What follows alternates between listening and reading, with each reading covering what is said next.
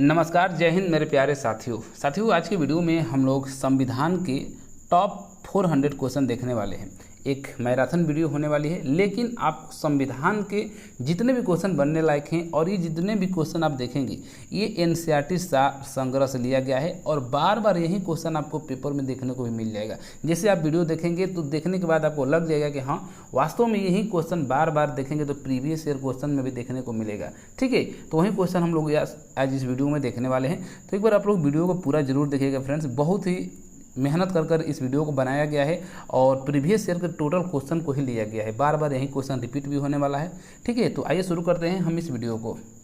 तो ये रहा आज का पहला क्वेश्चन फ्रेंड्स। तो क्वेश्चन क्या है कि भारत के मूल संविधान में कुल कितनी अनुसूचियाँ थी। ये क्वेश्चन पहला पूछा गया है कि भारत का जब मूल संविधान बना था तो उसमें कुल कितनी अनुसूचियाँ थी। तो इसका क्या आंसर हो जाएगा 8, यानी कि मूल संविधान में कितनी अनुसूचियाँ थी 8 थी। लेकिन वर्तमान में अगर पूछेगा कि वर्तमान में कुल कितनी अनुसूचियाँ हैं तो क्या बताएंगे 12 बता देंगे। ओके, चलिए अगला क्वेश्चन है कि मूल संविधान में कुल कितने अनुच्छेद और कुल कितनी अनुसूचियाँ थी। तो जो मूल संविधान था उसमें 395 अनुच्छेद और 8 अनुसूचियाँ थी। कितनी 8 अनुसूचियाँ। लेकिन वर्तमान में कितनी अनुसूचियाँ हैं तो 12 अनुसूचियाँ हैं। ओके, अगला क्वेश्चन, भारतीय संविधान का कौन सा भाग संविधान की आत्मा कहलाता है। तो आपका आंसर क्या हो जाएगा उद्देशिका हो जाएगा। ठीक है, चलिए अगला क्वेश्चन, किस संविधान संशोधन के द्वारा भारतीय संविधान की उद्देशिका में संशोधन किया गया था। तो आपका आंसर हो जाएगा 42वें संविधान संशोधन के द्वारा। ठीक है, अगला क्वेश्चन है कि भारतीय संविधान की किस प्रकार की नागरिकता प्रदान करता है। तो भारतीय संविधान आपकी एकल नागरिकता प्रदान करता है। अगला क्वेश्चन है कि भारतीय संविधान में एकल नागरिकता का प्रावधान किस देश से लिया गया। क्या एकल नागरिकता का प्रावधान किस देश से लिया गया है। तो इसका आंसर हो जाएगा ब्रिटेन से लिया गया है। अगला क्वेश्चन है कि संविधान के किस अनुच्छेद के अंतर्गत अस्पृश्यता का उन्मूलन किया गया है या छुआछूत भी आता है फ्रेंड्स, पूछा जाता है कभी। तब क्या बताएंगे आर्टिकल 17 में इसकी बात की गई है। ओके, चलिए अगला क्वेश्चन देख लेते हैं। राज्य के नीति निर्देशक सिद्धांतों में कौन सा अनुच्छेद अंतर्राष्ट्रीय शांति और सुरक्षा के संवर्धन से संबंधित है। तो इसका आंसर हो जाएगा आर्टिकल 51 यानी कि अनुच्छेद 51। नेक्स्ट क्वेश्चन है कि भारत के राष्ट्रपति को उसके कार्यकाल की समाप्ति से पूर्व किस प्रकार पद से हटाया जा सकता है। तो राष्ट्रपति पर महाभियोग लगाकर आप हटा सकते हैं। ठीक है, चलिए अगला क्वेश्चन है कि भारत के राष्ट्रपति को उसके पद से हटाने का अधिकार किसे प्राप्त है। तो ये संसद के पास प्राप्त है। ठीक है, अगला क्वेश्चन है कि अनुच्छेद 61 के अंतर्गत राष्ट्रपति पर महाभियोग संसद के किस सदन द्वारा प्रारंभ किया जा सकता है। तो देखिए जो महाभियोग लगाने की जो प्रक्रिया है ये संसद के किसी भी सदन द्वारा लगाया जा सकता है। ठीक है, अगला क्वेश्चन है कि राज्यसभा का सभापति कौन होता है। तो इसका आंसर हो जाएगा उपराष्ट्रपति। नेक्स्ट क्वेश्चन है कि भारत का राष्ट्रपति अपना त्याग पत्र किसको संबोधित करके देता है। तो अपना जो त्याग पत्र देता है राष्ट्रपति वो उपराष्ट्रपति को। ठीक है, अगला क्वेश्चन है कि केंद्र सरकार का मुख्य कौन होता है। तो आपका आंसर हो जाएगा प्रधानमंत्री। नेक्स्ट क्वेश्चन है कि भारत का प्रधानमंत्री बनने के लिए न्यूनतम आयु कितनी वर्ष होनी चाहिए। तो इसका आंसर हो जाएगा 25 साल होना चाहिए। अगला क्वेश्चन है कि भारत के संविधान के अनुच्छेद में, ठीक है, संविधान के किस अनुच्छेद में मंत्रिमंडल शब्द का प्रयोग किया गया है। यानी कि क्वेश्चन पूछा गया है कि संविधान के किस अनुच्छेद में मंत्रिमंडल शब्द का प्रयोग किया गया है। तो आपका आंसर हो जाएगा आर्टिकल यानी कि अनुच्छेद 352(3) में आपका मंत्रिमंडल शब्द का प्रयोग किया गया है।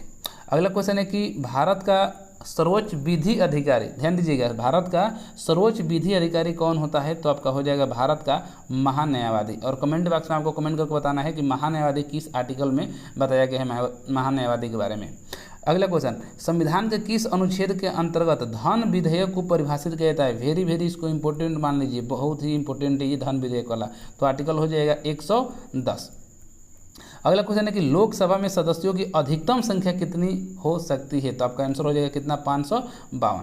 राज्यसभा का सदस्य बनने के लिए न्यूनतम आयु कितनी है। तो आपका आंसर होगा कितना 30 वर्ष। ठीक है, चलिए अगला क्वेश्चन है कि संसद के किस सदन का अध्यक्ष उसका सदस्य नहीं होता है। क्या है क्वेश्चन कि संसद के किस सदन का जो अध्यक्ष है, ठीक है, उसका सदस्य नहीं होता है। तो आपका आंसर हो जाएगा राज्यसभा का। अगला क्वेश्चन है कि लोकसभा चुनाव में निर्धारित होने के लिए किसी व्यक्ति की न्यूनतम आयु कितनी होनी चाहिए लोकसभा चुनाव लड़ने के लिए। तो इसका आंसर हो जाएगा 25 वर्ष। अगला क्वेश्चन है कि लोकसभा की वर्तमान सदस्य संख्या कितनी है। तो आप बताएंगे कितना 545। नेक्स्ट क्वेश्चन है कि संसदीय व्यवस्था में शून्यकाल किस देश की देन है। तो ये आपका शून्यकाल है ये भारत का ही देन है। क्या भारत देश की ही देन है शून्यकाल। अगला क्वेश्चन है कि सदन की कार्यवाही का प्रथम जो घंटा होता है क्या कहलाता है? तो आपका आंसर हो जाएगा वो प्रश्नकाल कहलाता है। ठीक है, चलिए अगला क्वेश्चन, सर्वोच्च न्यायालय के न्यायाधीशों की नियुक्ति किसके द्वारा की जाती है? क्या सर्वोच्च न्यायालय की न्यायाधीशों की नियुक्ति किसके द्वारा की जाती है? तो आपका आंसर हो जाएगा राष्ट्रपति के द्वारा। नेक्स्ट क्वेश्चन है कि संविधान सभा का अस्थायी अध्यक्ष किसे चुना गया था? तो इसका आंसर हो जाएगा डॉक्टर राजेंद्र प्रसाद को। क्या? डॉक्टर राजेंद्र प्रसाद। और अगर अस्थायी पूछा होता तो क्या बताते? सच्चिदानंद सिन्हा जी को। ठीक है, चलिए अगला क्वेश्चन है कि भारतीय संविधान के निर्माण काल में संविधान सभा के कुल कितने अधिवेशन हुए थे? यानी कि संविधान सभा के निर्माण में, ठीक है, संविधान सभा के कुल कितने अधिवेशन हुए थे? तो आपका आंसर हो जाएगा 12। अगला क्वेश्चन है कि भारतीय संविधान सभा के संवैधानिक सलाहकार कौन थे? तो इसका आंसर हो जाएगा BN राव थे। नेक्स्ट क्वेश्चन, भारत का संविधान कब स्वीकार किया गया? तो 26 नवंबर सन 1949 को भारत का संविधान स्वीकार किया गया।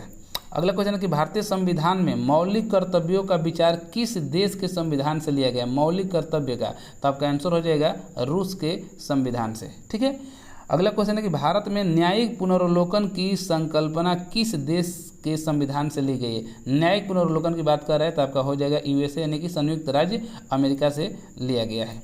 अगला क्वेश्चन है कि भारत के संविधान में सम्मिलित आपातकालीन उपबंध किस देश के संविधान से, यानी कि आपातकालीन उपबंध किस देश से लिया गया है? तो आपका बताएंगे जर्मनी से। अगला क्वेश्चन है कि भारतीय संविधान में मूल कर्तव्यों का प्रावधान किस देश के संविधान से प्रेरित है? मूल कर्तव्य तो आपका रूस हो जाएगा। अगला क्वेश्चन है कि भारतीय संविधान में किस प्रकार की शासन प्रणाली की व्यवस्था की गई है? तो भारतीय संविधान में संसदात्मक प्रणाली, शासन प्रणाली की व्यवस्था की गई है। अगला क्वेश्चन कि नीति निर्देशक तत्वों तथा मूल अधिकारों को संविधान की आत्मा किसने कहा है? यानी कि नीति निर्देशक तत्व तथा मूल अधिकार को संविधान की आत्मा किसने कहा है? तो ग्रेनविल ऑस्टिन ने। क्या? ग्रेनविल ऑस्टिन ने भारतीय संविधान के नीति निर्देशक तत्व तथा मूल अधिकार को संविधान की आत्मा कहे हैं। चलिए अगला क्वेश्चन देख लेते हैं। संविधान के प्रथम अनुच्छेद के अनुसार भारत होगा तो क्या होगा? तो राज्यों का संघ, यानी कि प्रथम अनुच्छेद में क्या कहा गया है भारत को? कि राज्यों का संघ होगा। अगला क्वेश्चन है कि भाषाई आधार पर भारत में सर्वप्रथम किस राज्य का गठन किया गया था? वेरी वेरी इंपॉर्टेंट ये क्वेश्चन है। ठीक है, तो इसका आंसर हो जाएगा आंध्र प्रदेश को। यानी कि भाषाई आधार पर भारत में सर्वप्रथम किस राज्य का गठन किया गया था? आंध्र प्रदेश को। नेक्स्ट क्वेश्चन, भारत से बाहर लगातार कितने वर्ष तक रहने पर भारतीय नागरिकता समाप्त कर दी जाएगी? तो इसका आंसर हो जाएगा 7 वर्ष। ठीक है, अगला क्वेश्चन, भारतीय संविधान का कौन सा अनुच्छेद विधि के समता के अधिकार से संबंधित है? तो आर्टिकल 14 यानी कि अनुच्छेद 14 आपका इसका आंसर हो जाएगा। चलिए अगला क्वेश्चन देख लेते हैं। भारतीय संविधान के किस अनुच्छेद में वाक एवं अभिव्यक्ति की स्वतंत्रता के मूल अधिकार का प्रावधान किया गया है? तो वाक एवं अभिव्यक्ति की स्वतंत्रता आर्टिकल यानी कि अनुच्छेद 19 में इसकी बात की गई है। अगला क्वेश्चन है कि भारतीय मौलिक अधिकारों का संरक्षक कौन होता है? मौलिक अधिकार का संरक्षक, तो ये आपका हो जाएगा आंसर न्यायपालिका। व्यक्तिगत स्वतंत्रता के अधिकार के लिए कौन सी याचिका दायर की जाती है? व्यक्तिगत स्वतंत्रता के लिए, तो आपका आंसर हो जाएगा बंदी प्रत्यक्षीकरण। ओके, अगला क्वेश्चन है कि भारतीय संविधान के किस भाग में मौलिक कर्तव्य का उल्लेख किया गया है? तो आपका भाग 4A में। क्या? भाग 4A में आपका मौलिक कर्तव्य का उल्लेख किया गया है। कमेंट बॉक्स में कमेंट करके बताना है कि मौलिक कर्तव्य किस अनुच्छेद में इसका जिक्र किया गया है, आपको ये बताना है। चलिए अगला क्वेश्चन है कि भारत के राष्ट्रपति चुनाव में उत्पन्न विवाद का निपटारा कौन करता है? तो सर्वोच्च न्यायालय। अगर राष्ट्रपति के चुनाव में कोई विवाद होता है तो उसका निपटारा कौन करेगा? सर्वोच्च न्यायालय करेगा। अगला क्वेश्चन है कि भारतीय संविधान का कौन सा अनुच्छेद राष्ट्रपति पद के लिए पुनः निर्वाचन की पात्रता निर्धारित करता है? तो आपका अनुच्छेद हो जाएगा 57। अगला क्वेश्चन, सर्वोच्च न्यायालय के न्यायाधीशों को उसके पद से हटाने का अधिकार किसे प्राप्त है? ध्यान दीजिएगा, सर्वोच्च न्यायालय के न्यायाधीशों को उसके पद से हटाने का अधिकार किसे प्राप्त है? तो राष्ट्रपति को। ओके, अगला क्वेश्चन है कि लोकसभा और राज्यसभा का संयुक्त अधिवेशन किसके द्वारा आहूत किया जाता है? तो आहूत किया जाता है, बुलाया जाता है राष्ट्रपति के द्वारा। ठीक है, चलिए अगला क्वेश्चन है कि वित्त आयोग की नियुक्ति कौन करता है? वित्त आयोग की नियुक्ति कौन करता है? राष्ट्रपति। इसका आंसर क्या हो जाएगा? राष्ट्रपति। अगला क्वेश्चन है कि किस सदन की अध्यक्षता ऐसे व्यक्ति द्वारा की जाती है जो उस सदन का सदस्य नहीं होता है? तो आपका हो जाएगा आंसर राज्यसभा का। प्रधानमंत्री की नियुक्ति किसके द्वारा की जाती है? तो इसका आंसर हो जाएगा राष्ट्रपति के द्वारा। अगला क्वेश्चन है कि संसदीय शासन व्यवस्था में वास्तविक कार्यपालिका शक्ति किसके अधीन होती है? तो इसका आंसर हो जाएगा प्रधानमंत्री। नेक्स्ट क्वेश्चन, भारत सरकार को कानूनी विषयों पर परामर्श कौन देता है? तो अटॉर्नी जनरल यानी जिसको आप क्या कहते हैं? महान्यायवादी। अगला क्वेश्चन, लोकसभा अध्यक्ष अपना त्याग पत्र किसे सौंपता है? तो लोकसभा के उपाध्यक्ष को लोकसभा अध्यक्ष अपना त्याग पत्र सौंपता है। नेक्स्ट क्वेश्चन, राज्यसभा की अधिकतम निर्धारित संख्या कितनी है? तो 250 है।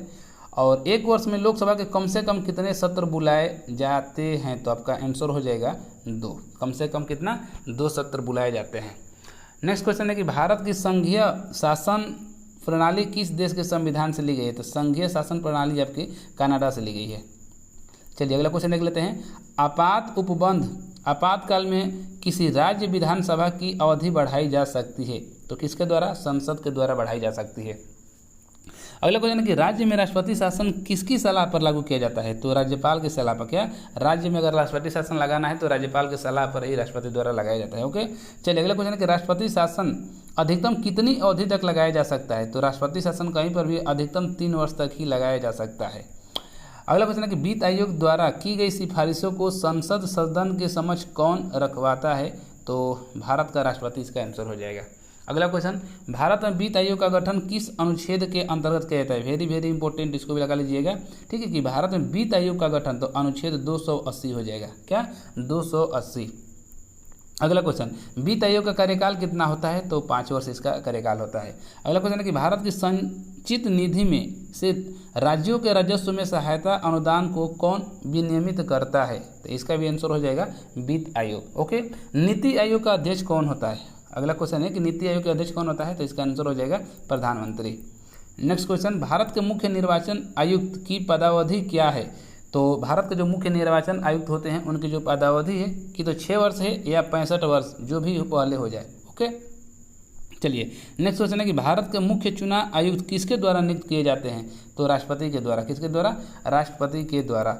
अगला क्वेश्चन, राज्य मानवाधिकार आयोग का अध्यक्ष कौन होता है? राज्य मानवाधिकार आयोग का अध्यक्ष कौन होता है? तो उच्च न्यायालय का जो सेवानिवृत्त मुख्य न्यायाधीश होते हैं यही राज्य मानवाधिकार आयोग के अध्यक्ष होते हैं। ओके, अगला क्वेश्चन है कि भारतीय संविधान संशोधन का प्रावधान, यानी कि सीधा क्वेश्चन ये पूछा गया है कि संविधान संशोधन का प्रावधान है वो किस अनुच्छेद के अंतर्गत किया गया है? तो आर्टिकल 368 में संविधान संशोधन का प्रावधान किया गया है। याद रखेगा, वेरी वेरी इंपॉर्टेंट है ये। अगला क्वेश्चन है कि किस संविधान संशोधन अधिनियम को लघु संविधान यानी कि मिनी कॉन्स्टिट्यूशन कहा गया है? तो 42वें संविधान संशोधन को लघु संविधान या मिनी कॉन्स्टिट्यूशन कहा गया है। ठीक है, चलिए अगला क्वेश्चन देख लेते हैं। दिल्ली राष्ट्रीय राजधानी क्षेत्र किस संविधान संशोधन बना? तो 69वें संशोधन द्वारा। क्या?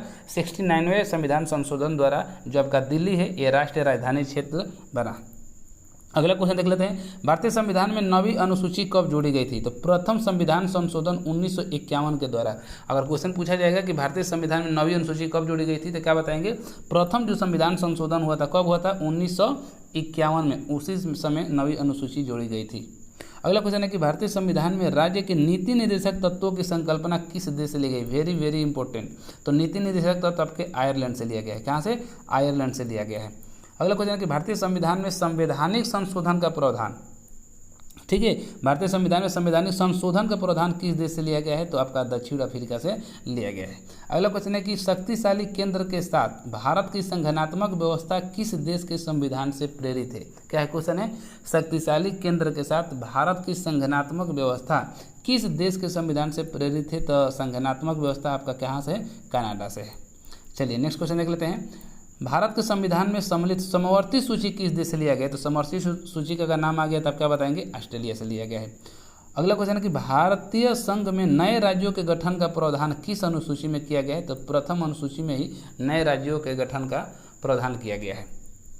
अगला क्वेश्चन, संविधान में हमारे राष्ट्र का उल्लेख किन नाम से किया गया है? यानी कि भारतीय संविधान में हमारा जो राष्ट्र है उसका उनके नामों का उल्लेख, ठीक है, किस नाम से किया गया है? तो क्या बताएंगे? इंडिया, दैट इज भारत, अर्थात क्या?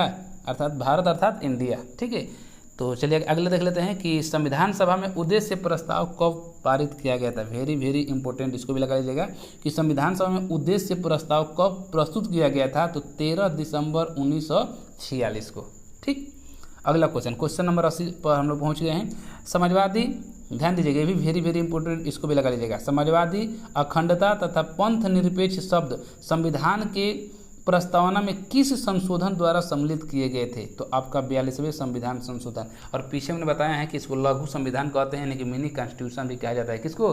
42वें संविधान संशोधन को। ओके, चलिए क्वेश्चन नंबर 81 कि भारतीय संघ के अंतर्गत किसी राज्य को सम्मिलित करने का अधिकार किसे प्राप्त है?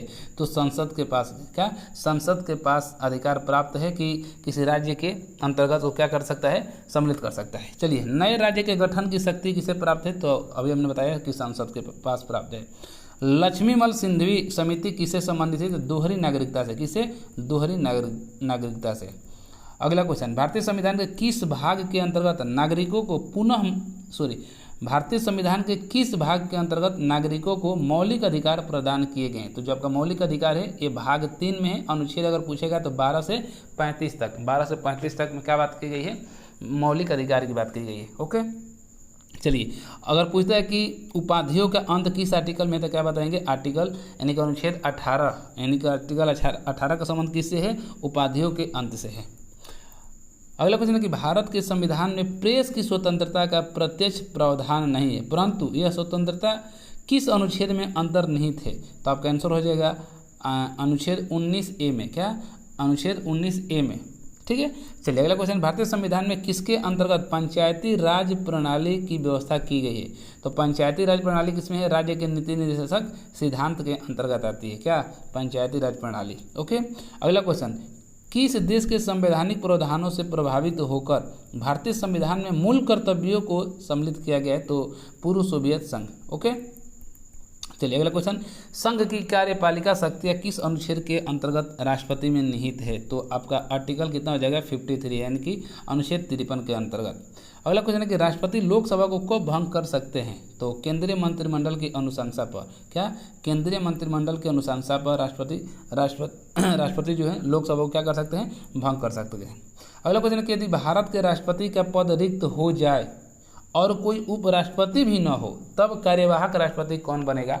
यानी कि राष्ट्रपति भी न हो, उपराष्ट्रपति भी न हो, तो उस स्थिति में आपके सर्वोच्च न्यायालय के जो मुख्य न्यायाधीश होंगे यही कार्यवाहक राष्ट्रपति बनेंगे। ठीक है, चलिए अगला क्वेश्चन, एक विधेयक जो संसद में प्रस्तुत किया जाता है वह किस प्रक्रिया के बाद अधिनियम बन जाता है?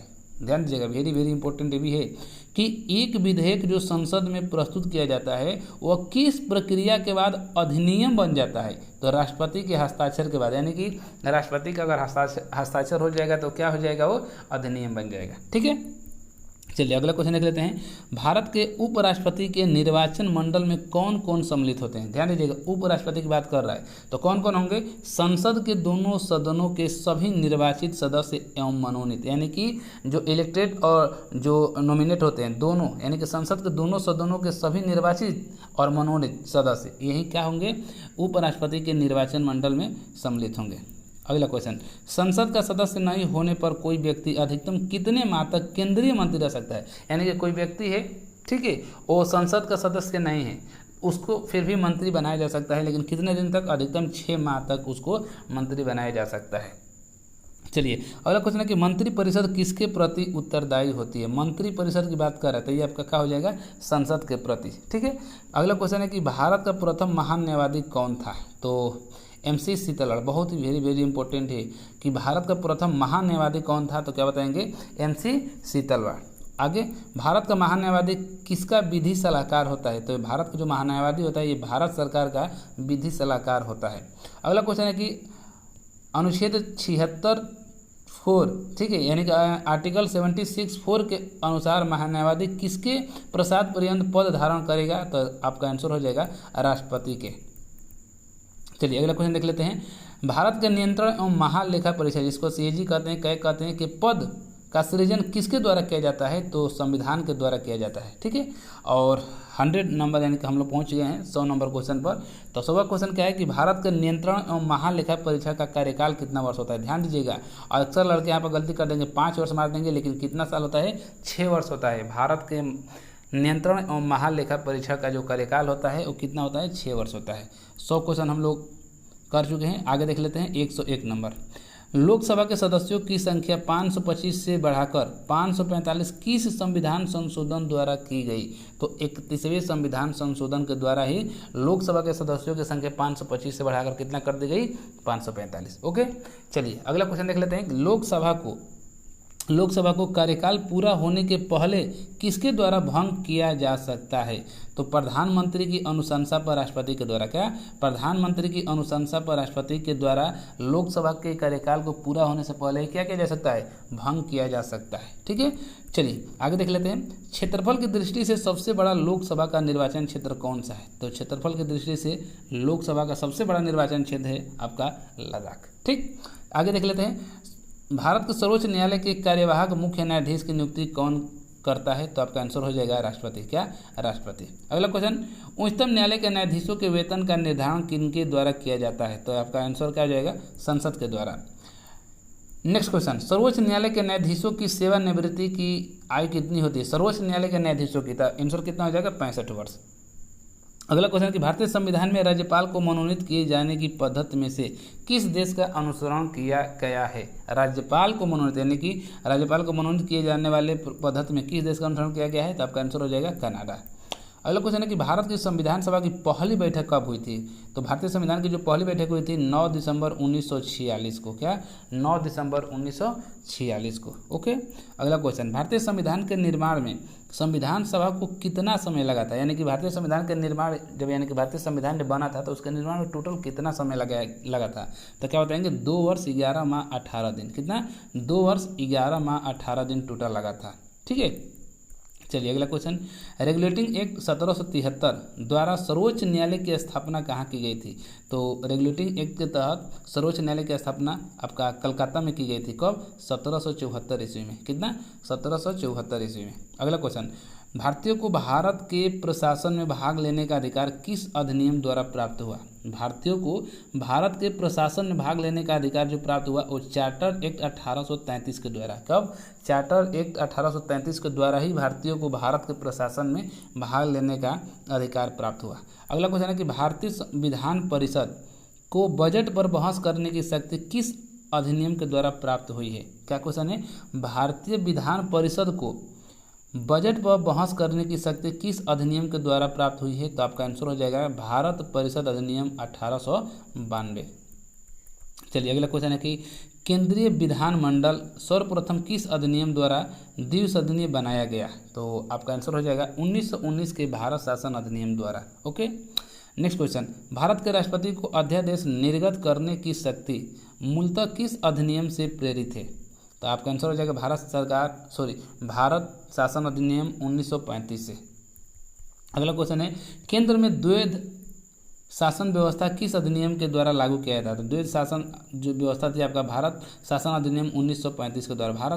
भारत शासन अधिनियम 1935 के द्वारा बहुत काम किया गया था। ठीक है, देखिए आगे भी ये आपका क्वेश्चन कि ब्रिटिश भारत में किस अधिनियम में संघीय शासन का प्रावधान था? ब्रिटिश भारत में किस अधिनियम में संघीय शासन का प्रावधान था? तो वहीं फिर आपका आंसर हो जाएगा भारत शासन अधिनियम 1935।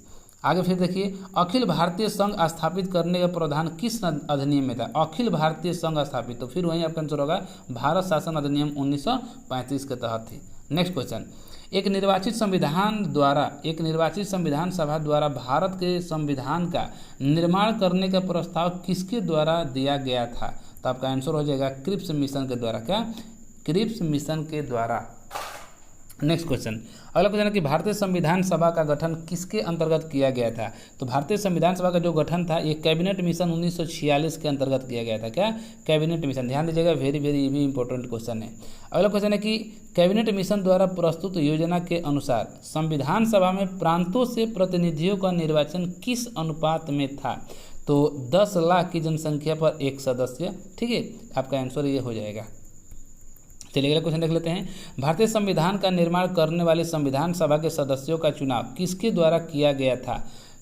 क्या क्वेश्चन है? भारतीय संविधान का निर्माण करने वाली संविधान सभा के सदस्यों का चुनाव किसके द्वारा किया गया था? तो आपका आंसर हो जाएगा कि विभिन्न प्रांतों की विधानसभाओं के द्वारा। ओके, अगला क्वेश्चन नंबर 122 देख लेते हैं कि भारतीय संविधान में, ठीक है, भारतीय संविधान सभा में पंडित नेहरू द्वारा उद्देश्य प्रस्ताव कब प्रस्तुत? वेरी वेरी इंपॉर्टेंट है। पूछा जाता है कि संविधान सभा में पंडित नेहरू द्वारा कब उद्देश्य प्रस्ताव को प्रस्तुत किया गया था? तो आपका आंसर हो जाएगा 13 दिसंबर 1946 को। ओके, अगला क्वेश्चन, नेहरू द्वारा प्रस्तुत उद्देश्य प्रस्ताव संविधान सभा में कब स्वीकृत हुआ? तो आपका आंसर हो जाएगा 22 जनवरी 1947 को। अगला क्वेश्चन है कि भारत की संविधान सभा ने वर्तमान रूप में राष्ट्रीय ध्वज को कब अपनाया, यानी कि भारत की संविधान सभा ने वर्तमान रूप में राष्ट्रीय ध्वज को सीधा पूछा जाता है कि राष्ट्रीय ध्वज को कब अपनाया गया था, तब क्या बताएंगे 22 जुलाई सन 1947 को। 22 जुलाई 1947 को राष्ट्रीय ध्वज को क्या किया गया था, अपनाया गया था। अच्छा, अगला क्वेश्चन है कि भारतीय संविधान पूर्णतः लागू कब हो गया, तो 26 जनवरी सन 1950 को पूर्णतः लागू हो गया। अगला क्वेश्चन है कि 26 नवंबर सन 1949 को भारतीय संविधान किसके द्वारा अधिनियमित किया गया था, तो बताएंगे क्या चीज़, संविधान सभा द्वारा। क्या, संविधान सभा द्वारा। अगला क्वेश्चन है कि जनगण मन को भारत के राष्ट्रगान के रूप में कब अपनाया गया, पूछेगा आपसे कि जनगण मन को भारत के संविधान में यानी कि राष्ट्रगान के रूप में कब अपनाया गया था, तो क्या बताएंगे 24 जनवरी सन 1950 को जनगण मन को भारत के राष्ट्रगान के रूप में अपनाया गया था। अगला क्वेश्चन, भारत सरकार द्वारा अशोक स्तंभ को राष्ट्रीय चिन्ह के रूप में कब अंगीकृत किया गया था, किसको, अशोक स्तंभ को, तो 26 जनवरी सन 1950 को ही। संविधान सभा की झंडा समिति के अध्यक्ष कौन थे, ये क्वेश्चन पूछेगा कि भारतीय संविधान में संविधान सभा की झंडा समिति के अध्यक्ष कौन थे, तो डॉक्टर राजेंद्र प्रसाद। ओके, अगला क्वेश्चन, संविधान सभा के कार्यों से संबंधित समिति के अध्यक्ष कौन थे, तो जीवी मावलंकर थे। अगला क्वेश्चन, संविधान सभा ने डॉक्टर भीमराव अंबेडकर की अध्यक्षता में प्रारूप समिति का गठन कब किया था, तो 29 अगस्त सन 1947 को। अगला क्वेश्चन है कि डॉक्टर बी आर अम्बेडकर यानी कि भीमराव अम्बेडकर का संविधान सभा में निर्वाचन किस प्रेसिडेंसी से हुआ था, तो इनका जो निर्वाचन हुआ था मुंबई से, क्या, मुंबई प्रेसिडेंसी से इनका निर्वाचन हुआ था। अगला क्वेश्चन है कि भारतीय संविधान की प्रस्तावना में सम्मिलित स्वतंत्रता समानता, ध्यान दीजिएगा, भारतीय संविधान की प्रस्तावना में सम्मिलित क्या, स्वतंत्रता समानता एवं बंधुत्व का सिद्धांत किस देश से लिया गया है, तो आप बताएंगे क्या, फ्रांस से लिया गया है। अगला क्वेश्चन, भारतीय संविधान में निहित विधि द्वारा स्थापित प्रक्रिया किस देश के संविधान से लिया गया है, तो आप क्या बताएंगे, जापान से लिया गया है। अगला क्वेश्चन है कि भारतीय संविधान में संसदीय विशेषाधिकार की संकल्पना किस देश से लिया गया है, संसदीय विशेषाधिकार की संकल्पना किस देश के संविधान से लिया गया है, चाहे किस देश के संविधान पर आधारित है, तो आप क्या बताएंगे, ब्रिटेन पर। अगला क्वेश्चन है कि भारत के संविधान में सम्मिलित मूल अधिकार किस देश के संविधान के संवैधानिक प्रावधानों से प्रेरित है, यानी कि मूल अधिकार सीधा पूछेगा कि किस देश से लिया गया था, क्या बताएंगे, संयुक्त राज्य अमेरिका से। अगला क्वेश्चन है कि भारतीय संविधान में 9वीं अनुसूची को किस संविधान संशोधन के माध्यम से जोड़ा गया था, तो हमने ऊपर बता दिया, रिपीट हो गया, प्रथम संविधान संशोधन सन 1951 में। ठीक है फ्रेंड्स, वीडियो आपको अच्छी लग रही है, कंटेंट आपको अच्छा लग रहा है, अभी तक वीडियो को लाइक नहीं किए हैं तो वीडियो को लाइक कर लीजिएगा। चैनल पर पहली बार आए हैं, चैनल को अभी तक सब्सक्राइब नहीं किए हैं फ्रेंड्स, तो चैनल को सब्सक्राइब आप लोग जरूर कर लीजिएगा। ओके, चलिए अगला क्वेश्चन है कि भारत के संविधान के किस अनुसूची में विभिन्न राज्यों में अनुसूचित क्षेत्रों के प्रशासन और नियंत्रण के लिए विशेष उपबंध हैं, तो आपका ये 5वीं अनुसूची में इसके बारे में जिक्र किया गया है। अगला क्वेश्चन है कि सरकारों द्वारा शुल्क एवं कर लगाने का अधिकार संविधान के किस अनुसूची में है, तो ध्यान दीजिएगा 7वीं अनुसूची में, क्या 7वीं अनुसूची में है कि सरकार द्वारा शुल्क एवं कर लगाने का अधिकार है। नेक्स्ट क्वेश्चन, राज्य भूमि सुधार अधिनियम को संवैधानिक सुरक्षा प्रदान करने हेतु इसे किस अनुसूची में सम्मिलित किया गया है, तो 9वीं अनुसूची में। कौन सी, 9वीं अनुसूची में। ओके, अगला क्वेश्चन, अध्यक्षात्मक, ठीक है, अध्यक्षात्मक शासन प्रणाली का आधारभूत तत्व क्या है, तो आप बताएंगे एकल कार्यपालिका। ओके, अगला क्वेश्चन है कि भारत की संसदीय शासन प्रणाली एवं ब्रिटेन की संसदीय शासन प्रणाली के मध्य अंतर का मुख्य बिंदु क्या है, यानी कि पूछा जा रहा है कि भारत की जो संसदीय शासन प्रणाली है और ब्रिटेन की संसदीय शासन प्रणाली है, इनके मध्य अंतर का मुख्य बिंदु क्या है, तब क्या बताएंगे, न्यायिक समीक्षा। क्या, न्यायिक समीक्षा। ओके, चलिए आगे, भारत का संविधान परिसंघीय है, यह किससे निर्धारित होता है, तो आप क्या बताएंगे, केंद्र और राज्यों के मध्य शक्तियों के वितरण से। नेक्स्ट क्वेश्चन, सर्वप्रथम कांग्रेस के किस अधिवेशन में जनगण मन, यानी कि क्वेश्चन ये पूछा जा रहा है, वेरी वेरी इंपॉर्टेंट है कि सर्वप्रथम कांग्रेस के किस अधिवेशन में जनगण मन गाया गया था, तो आप क्या बताएंगे, कलकत्ता का अधिवेशन सन 1911 में। ओके, अगला क्वेश्चन, राष्ट्रीय गान के गायन का मानक समय कितना है, यानी कि इनका मानक समय कितना रखा गया है राष्ट्रीय गान के, तो जानते हैं आप लोग कि 52 सेकेंड रखा गया है। अगला क्वेश्चन देख लेते हैं, भारतीय संविधान अधिक कठोर तथा अधिक लचीले के मध्य एक अच्छा संतुलन स्थापित करता है। यह कथन किसने कहा था? तो अब क्या बताएंगे? केसी व्हीलर ने। कौन? केसी व्हीलर ने कहा, इन्होंने ही कहा था कि जो भारतीय संविधान है ये अधिक कठोर तथा अधिक लचीले के मध्य एक अच्छा संतुलन स्थापित करता है। चलिए अगला क्वेश्चन देख लेते हैं। भारतीय संविधान के बृहत होने का क्या कारण है? तो आप क्या बताएंगे? संघ तथा राज्यों का एकल संविधान, इसी वजह से। अगला क्वेश्चन, अपनी राष्ट्रीयवादी प्रतिक्रिया में भारतीय संविधान के निर्माताओं ने अल्पसंख्यकों के हितों तथा भावनाओं के महत्व को कम करके आंका है। यह कथन किसका है? तो ये कथन है आपका आइवर जेनिंग्स का। क्या? आइवर जेनिंग्स का है। ठीक है, चलिए अगला क्वेश्चन देख लेते हैं। भारत अर्ध संघात्मक राज्य है, यह किसने कहा था? तो केसी व्हीलर ने। ओके, अगला क्वेश्चन, भारत में राजनीतिक सत्ता का प्रमुख स्रोत कौन है? तो आपका बता सकते हैं कि जनता आंसर हो जाएगा, यानी कि जनता ही है। भारत में राजनीतिक सत्ता का जो प्रमुख स्रोत है क्या है? जनता है। भारत की स्वतंत्रता के बाद भारतीय राष्ट्रीय कांग्रेस को एक राजनीतिक दल के रूप में भंग कर दिया जाना चाहिए था। यह कथन किसका था? यह सुझाव किसने दिया था? तो महात्मा गांधी ने। महात्मा गांधी ने कहे थे कि भारत की स्वतंत्रता के बाद से भारतीय राष्ट्रीय कांग्रेस को एक राजनीतिक दल के रूप में भंग कर दिया जाना चाहिए था। आगे, भारतीय संघवाद को सहकारी संघवाद किसने कहा है? तो जी ऑस्टिन ने। कौन? जी ऑस्टिन ने। अगला क्वेश्चन है कि अध्यक्षात्मक शासन प्रणाली में कार्यपालिका की समस्त शक्तियाँ किसमें निहित होती है? तो राष्ट्रपति में। ओके, अगला क्वेश्चन है कि कृषि भारतीय संविधान की किस सूची के अंतर्गत आती है? कृषि पूछा गया है, तो ये राज्य सूची के विषय है। ओके, पंचायती राज किस सूची के अंतर्गत सम्मिलित है? तो ये भी आपका राज्य सूची के विषय है। अगला क्वेश्चन है कि विवाह विच्छेद और गोद लेना आदि संविधान की 7वीं अनुसूची में किसके अंतर्गत सम्मिलित किए गए थे? तो सूची 3 यानी कि समर्थित सूची में। अगला देख लेते हैं। भारतीय संविधान का कौन सा भाग भारत को एक धर्मनिरपेक्ष राज्य के रूप में वर्णित करता है?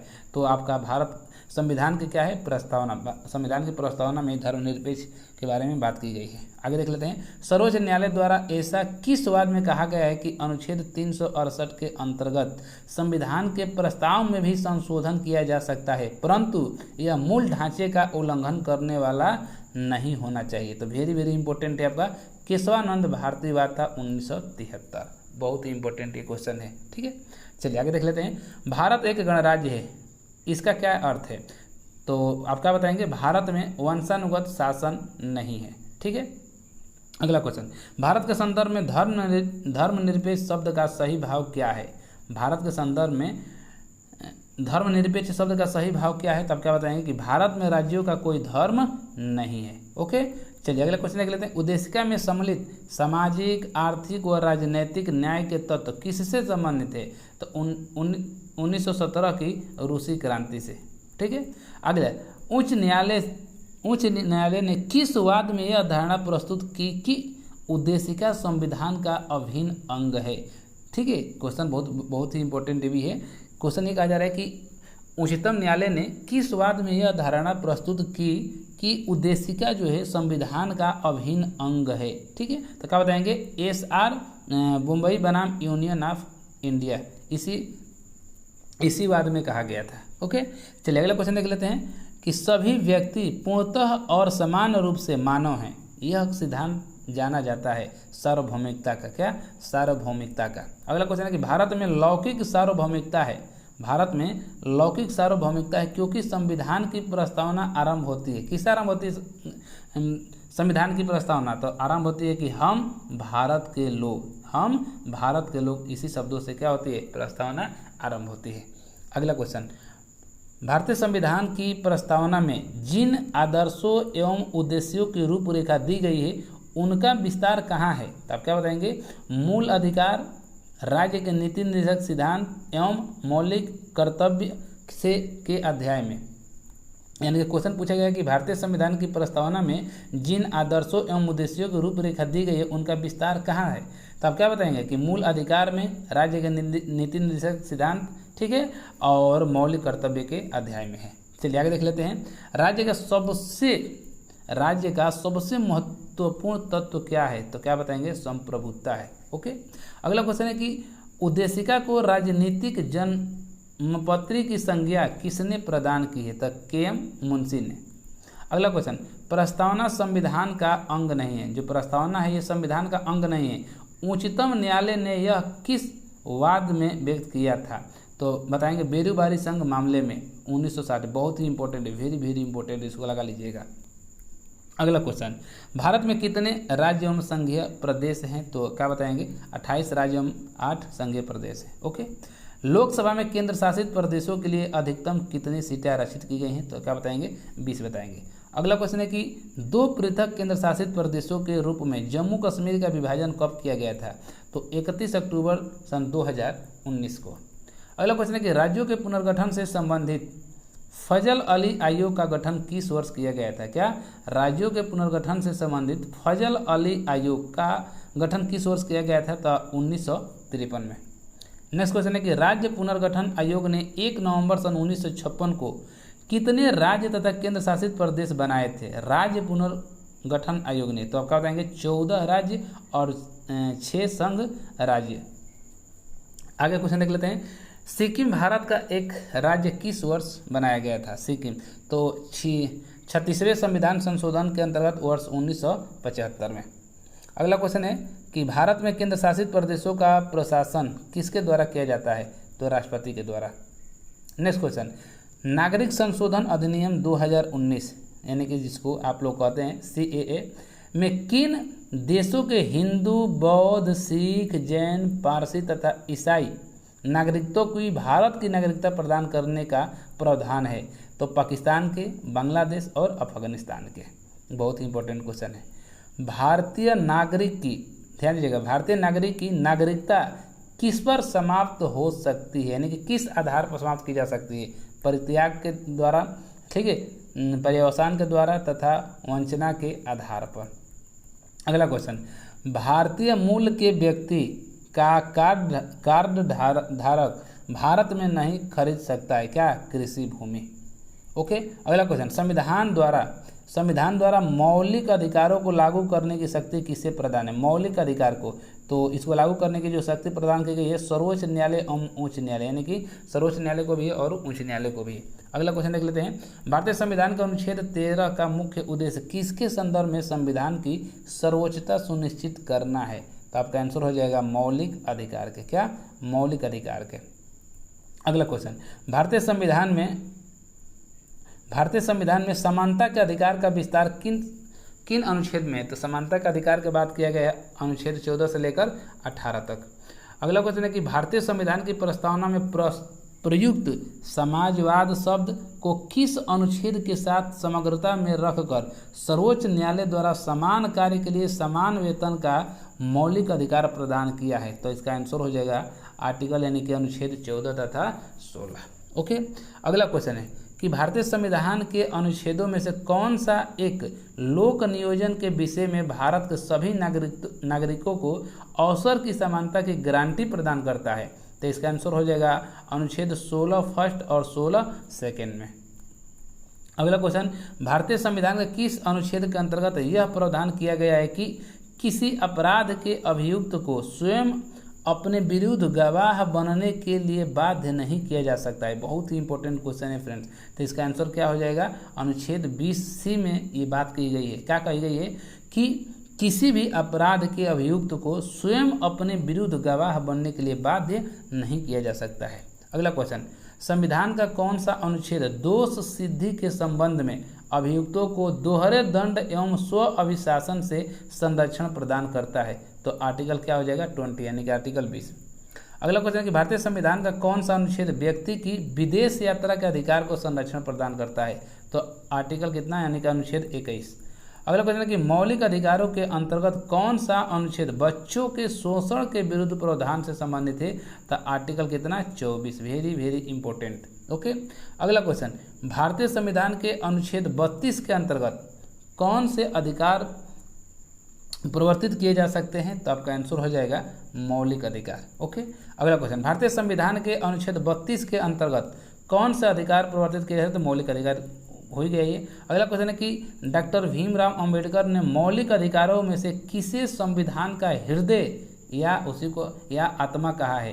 तो ध्यान दीजिएगा, वेरी वेरी इंपॉर्टेंट क्वेश्चन है ये। तो डॉक्टर भीमराव अंबेडकर ने संवैधानिक उपचारों का अधिकार यानी कि आर्टिकल 32 को इन्होंने क्या कहा है, संविधान का हृदय या संविधान का आत्मा कहे हैं। ओके, अगला क्वेश्चन है कि संसद को मौलिक अधिकारों में संशोधन का अधिकार किस वाद में निर्णय के आधार पर प्राप्त हुआ।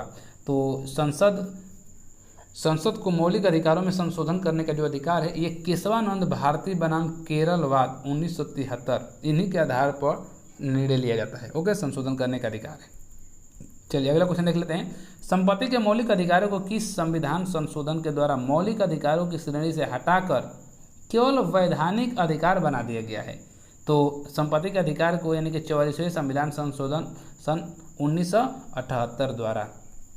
अगला क्वेश्चन है कि वर्तमान समय में भारतीय संविधान के अंतर्गत संपत्ति का जो अधिकार है किस प्रकार का अधिकार है। तो आप क्या बताएंगे, वैधानिक अधिकार है। क्या वैधानिक अधिकार है। अगला क्वेश्चन, यह वेरी वेरी इंपॉर्टेंट, इसको मान लीजिएगा क्योंकि इसका बहुत लोग EWS का सर्टिफिकेट बनवाए होंगे। यानी कि आर्थिक रूप से पिछड़े वर्ग, क्या आर्थिक रूप से पिछड़े वर्ग जिसको हम EWS कहते हैं, को आरक्षण प्रदान करने के लिए संविधान में कौन से अनुच्छेद यानी कि संविधान के में कौन से अनुच्छेद से किया गया है। तो आपका क्या बताएंगे, आर्टिकल 15(6) में। क्या आर्टिकल 15(6) और 16(6) में ये इसका प्रावधान किया गया है EWS का। चलिए आगे देख लेते हैं। 6 से 14 वर्ष की आयु के बच्चों को प्रदत्त शिक्षा का अधिकार किस प्रकार का अधिकार है। 6 से 14 वर्ष के बच्चों को, तो ये मूल अधिकार बन गया। क्या मूल अधिकार, आर्टिकल 300A में इसकी जिक्र की गई है। अगला क्वेश्चन, कौन सा मूल अधिकार, क्या कौन सा मूल अधिकार राष्ट्रीय आपातकाल में भी समाप्त या सीमित नहीं किया जा सकता है। तो व्यक्तिगत स्वतंत्रता तथा जीवन का अधिकार आंसर आपका हो जाएगा। अगला क्वेश्चन, बंधुआ मजदूर उन्मूलन अधिनियम संसद द्वारा किस वर्ष पारित किया गया था। बंधुआ मजदूर, तो आपका आंसर हो जाएगा 1976 में। अगला क्वेश्चन है कि राज्य के नीति निर्देशक सिद्धांतों को भारतीय संविधान में शामिल किए जाने का क्या उद्देश्य है। तो इसका एक ही उद्देश्य है, क्या सामाजिक और आर्थिक लोकतंत्र को स्थापित करना। ओके, अगला क्वेश्चन है कि कल्याणकारी राज्य की संकल्पना का समावेश संविधान के किस भाग में किया गया है। ध्यान दीजिएगा, कल्याणकारी राज्य की संकल्पना का समावेश संविधान के किस भाग में किया गया है। तो राज्य के कल्याणकारी की बात की गई है राज्य के नीति निर्देशक सिद्धांत में यानी कि भाग 4 में इसकी बात की गई है। और अगला क्वेश्चन है कि संविधान के किस अनुच्छेद में उद्योगों के प्रबंधन में कर्मकारों की भागीदारी का प्रावधान किया गया है। तो आर्टिकल 43 क में, कितना आर्टिकल 43 क में। और आज का 200 नंबर का ये क्वेश्चन रहा, यानी कि हम लोग 200 क्वेश्चन कर चुके हैं। देखिए, भारत के संविधान में समान कार्य के लिए समान वेतन का अधिकार का प्रावधान कहाँ किया गया है। तो राज्य के नीति निर्देशक सिद्धांत में ही इसका जिक्र किया गया है, समान कार्य के लिए समान वेतन। ठीक है, तो हम लोग 200 क्वेश्चन तक पहुँच गए हैं। अगला क्वेश्चन देख लेते हैं। 201 नंबर का ये क्वेश्चन है। ठीक है, हम जानते हैं आप लोगों को 400 क्वेश्चन टोटल इसमें रखा गया है।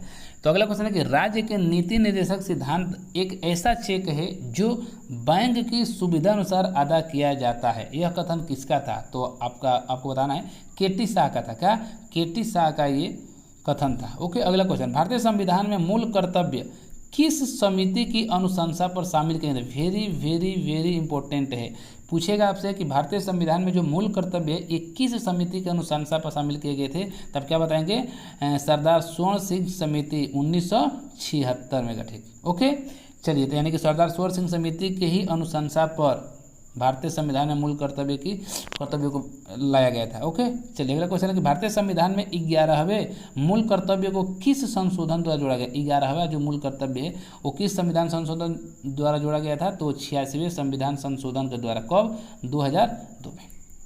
अगला क्वेश्चन, मूल कर्तव्यों को मुख्यतः किन 2 वर्गों में रखा गया है। मूल कर्तव्यों को, तो आप क्या बताएंगे, मूल कर्तव्य तथा नागरिक कर्तव्य। मूल कर्तव्यों को मुख्यतः किन 2 वर्गों में रखा जाता है।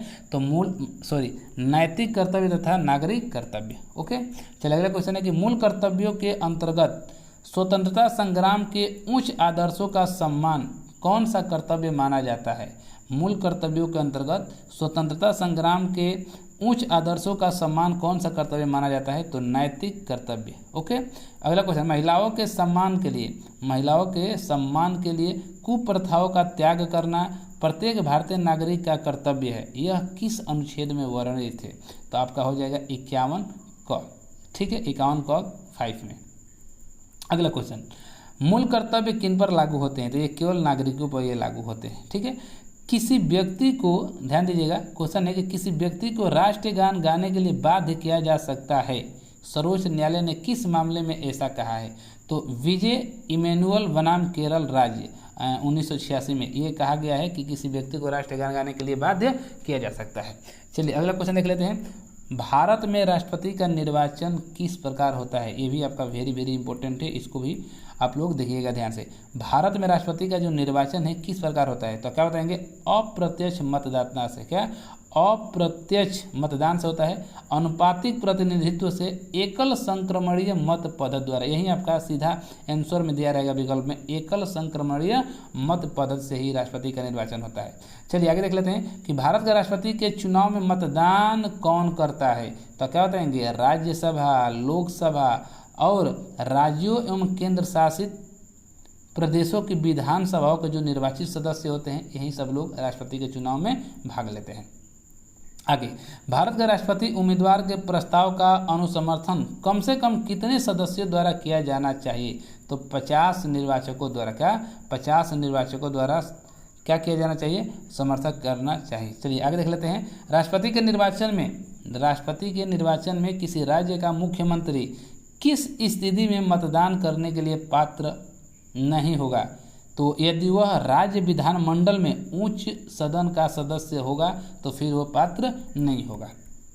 अगला क्वेश्चन, कौन राष्ट्रपति के निर्वाचन मंडल का तो भाग है? ये तो मतलब कि भाग है, परंतु वह उसके महाभियोग में भाग नहीं लेता है। तो राज्यों के जो विधान सभाएं हैं यही आपके हो जाएगा आंसर। ओके, चलिए अगला क्वेश्चन देख लेते हैं, संसद अथवा विधानसभा का कोई सदस्य राष्ट्रपति निर्वाचित हो सकता है, परंतु उस पर क्या शर्तें हैं? तो निर्वाचित होने के उपरांत उसे अपनी सदस्यता छोड़नी होगी। ओके, चलिए अगला क्वेश्चन देख लेते हैं कि संसद के लिए राष्ट्रपति का अभिभाषण कौन तैयार करता है? यानी कि संसद के लिए राष्ट्रपति का भाषण कौन तैयार करता है? तो केंद्रीय मंत्रिमंडल। कौन?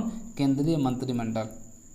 अगला क्वेश्चन, राष्ट्रपति को कोई भी विषय पुनर्विचार के लिए मंत्रिपरिषद को वापस भेजने का अधिकार किस संविधान संशोधन द्वारा प्रदान किया गया है? तो ये 44वें संविधान संशोधन द्वारा किया गया है। ओके, अगला क्वेश्चन, भारतीय संविधान के किस अनुच्छेद के अंतर्गत राष्ट्रपति संसद के दोनों सदनों द्वारा पारित, ध्यान दीजिएगा बहुत ही इंपॉर्टेंट क्वेश्चन है, भारतीय संविधान के किस अनुच्छेद के अंतर्गत राष्ट्रपति संसद के दोनों सदनों द्वारा पारित किसी विधेयक पर अपनी स्वीकृति रोक सकते हैं? तो क्या हो जाएगा? आर्टिकल यानी कि अनुच्छेद 111। अगला क्वेश्चन, किस अनुच्छेद के अंतर्गत राष्ट्रपति कुछ आकस्मिकताओं में राज्यपाल के कार्यों के निर्वहन हेतु उपबंध कर सकता है? तो अनुच्छेद 160 में बताया गया है। अगला क्वेश्चन, भारत के राष्ट्रपति ने किस एकमात्र मामले में जैविक वीटो की शक्ति का प्रयोग किया था? तो आपका भारत डाकघर संशोधन विधेयक वर्ष 1986 में। किस भौगोलिक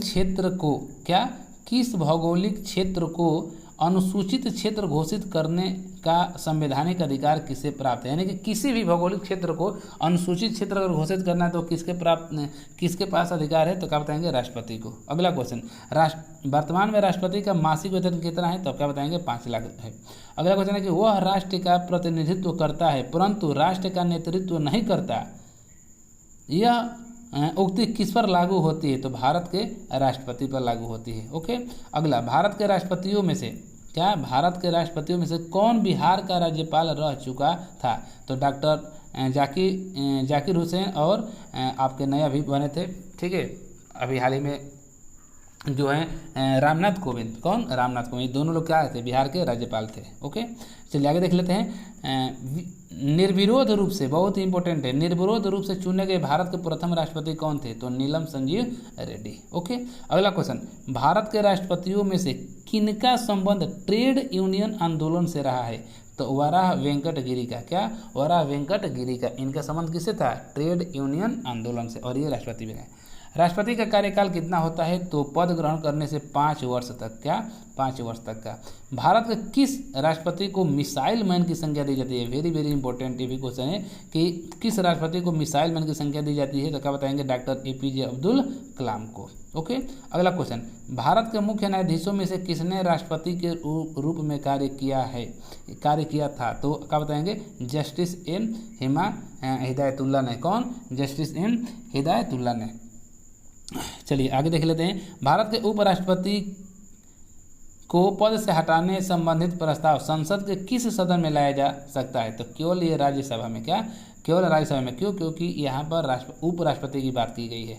अगला क्वेश्चन, राष्ट्रपति की मृत्यु, त्याग पत्र अथवा हटाए जाने की स्थिति में राष्ट्रपति के पदभार कौन सबसे पहले ग्रहण करेगा? तो इनका स्थान पर कौन आएंगे? उपराष्ट्रपति आएंगे। ओके, चलिए, राष्ट्रपति या उपराष्ट्रपति के भी निर्वाचन में राज्य अथवा संसद के किस सदन के सदस्य भाग नहीं लेते हैं? तो राज्य विधान परिषद के जो सदस्य होते हैं ये भाग नहीं लेते हैं। लोकसभा में अविश्वास प्रस्ताव प्रस्तुत करने के लिए लोकसभा सदस्यों की न्यूनतम कितनी संख्या होनी चाहिए? तो कम से कम 50 होने चाहिए, तभी आप अविश्वास प्रस्ताव प्रस्तुत करेंगे। ओके, चलिए अगला क्वेश्चन है कि भारत का प्रधानमंत्री सामान्यतः किस सदन का सदस्य होता है? तो ये लोकसभा का। ओके, अच्छा, राज्यसभा का सदस्य भी प्रधानमंत्री बन सकता है, लेकिन होता किसका है? लोकसभा का। चलिए आगे देख लेते हैं। मंत्रिमंडल में कुल मंत्रियों की संख्या प्रधानमंत्री सहित लोकसभा के सदस्यों की कुल संख्या के 15% से अधिक नहीं होनी चाहिए। यह प्रावधान किस संविधान संशोधन के द्वारा किया गया है? तो 91 यानी कि 91वां संविधान संशोधन 2003 के अंतर्गत। ओके, यानी 15% से अधिक नहीं होनी चाहिए। आगे देख लेते हैं। भारत के संविधान के किस अनुच्छेद में यह प्रावधान किया गया है कि प्रत्येक राज्य की कार्यपालिका शक्ति का इस प्रकार प्रयोग किया जाएगा जिससे संघ की कार्यपालिका शक्ति पर कोई प्रतिकूल प्रभाव न पड़े? तो ये बात की गई है अनुच्छेद 257 में। ओके, चलिए अगला क्वेश्चन देख लेते हैं। भारतीय राजनीतिक व्यवस्था में कार्यपालिका किसके अधीन कार्य करती है? तो आपका आंसर हो जाएगा विधायिका के। अगला क्वेश्चन, नेहरू की कैबिनेट में पहले गृह मंत्री तथा बाद में रक्षा मंत्री कौन बने? कैलाशनाथ काटजू। कौन? कैलाशनाथ काटजू। पहले गृह मंत्री फिर बाद में रक्षा मंत्री। अगला क्वेश्चन, भारत के किस प्रधानमंत्री का विदेश में आकस्मिक निधन हुआ था? तो आपका आंसर हो जाएगा लाल बहादुर शास्त्री जी का।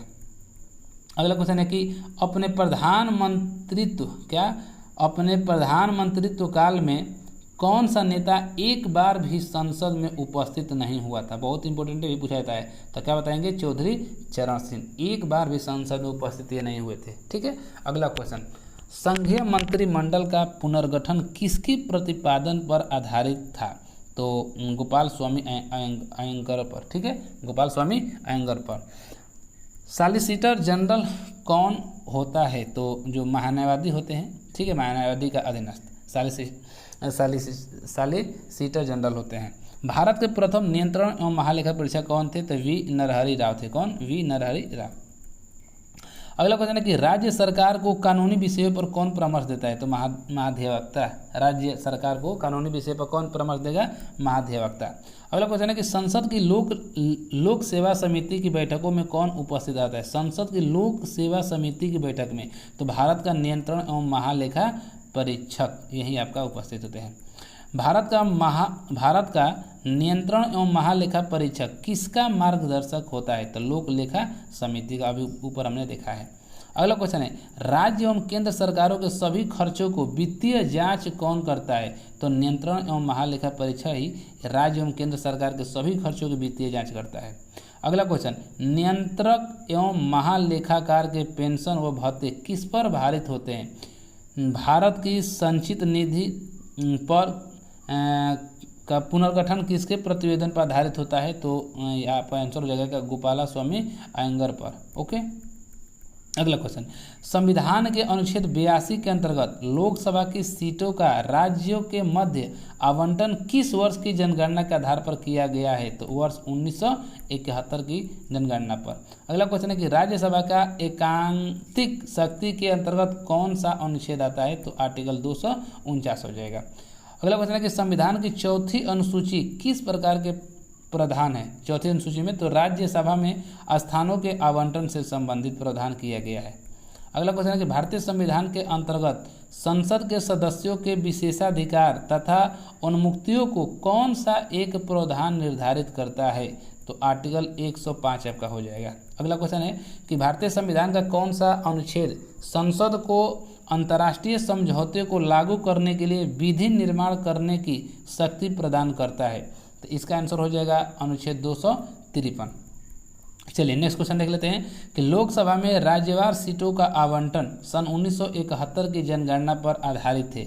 यह निर्धारण किस वर्ष तक यथावत रहेगा? यानी कि जो राज्यसभा और लोकसभा में जो सीटों का आवंटन है ये कब तक अभी यथावत रहेगा? तो वर्ष 2026 तक सेम अभी इसी तरीके से चलेगा।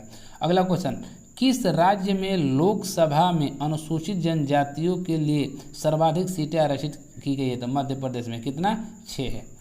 लोकसभा में 2 आंग्ल भारतीय सदस्य कौन मनोनीत करता है? तो भारत का राष्ट्रपति। और इसको शायद अब समाप्त कर दिया गया, आप लोग देख लीजिएगा।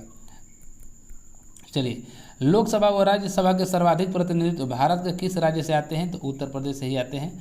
और उत्तर प्रदेश के पश्चात लोकसभा में सर्वाधिक सीटें किस राज्य का है? तो महाराष्ट्र का है। उत्तर प्रदेश के बाद से महाराष्ट्र की है। परिसीमन के पश्चात उत्तर प्रदेश में मतदाताओं की संख्या की दृष्टि से सबसे बड़ा लोकसभा क्षेत्र कौन सा है? तो उन्नाव है। लोकसभा का पहला आम चुनाव किस वर्ष पारित हुआ था? वेरी वेरी इंपॉर्टेंट है। तो 25 अक्टूबर सन 1951 से 21 फरवरी सन 1952 के मध्य। लोकसभा में बिहार से 40 सीट को आवंटित सीटें किन 2 राज्यों को आवंटित सीटों के योग के बराबर है? तो छत्तीसगढ़ और मध्य प्रदेश मिलाकर, यानी कि छत्तीसगढ़ में 11 और मध्य प्रदेश में 29, दोनों को मिलाकर का बराबर है किसके? बिहार के।